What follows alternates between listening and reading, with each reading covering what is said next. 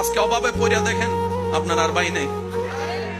অনেক সময় তো বর্তমানে মাও নাই বাবু নাই, মা বাবা বলেছে নিজেরটা নিজে করে খা।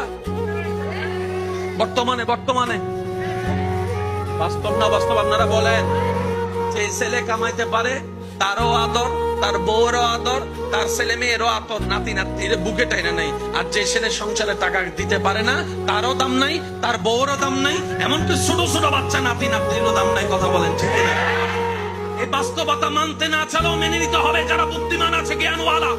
রব বলে যে দিলটা কাউকে দিস না যারা ভেঙে দিতে পারে, বরং দিলটা আমি রবের নামে ছেড়ে দে। আর আমি রব তেমন দয়াবান, পৃথিবীতে বাঙ্গা জিনিসের দাম থাকে না, কিন্তু তোর বাঙ্গা হৃদয়ের দাম তোর মার কাছে না থাকলে, বাবার কাছে না থাকলে, ভালোবাসার মানুষের কাছেও না থাকতে পারে, কিন্তু তোর বাঙ্গা হৃদয়ের দাম আমি রবের কাছে 24টা ঘন্টা আছে।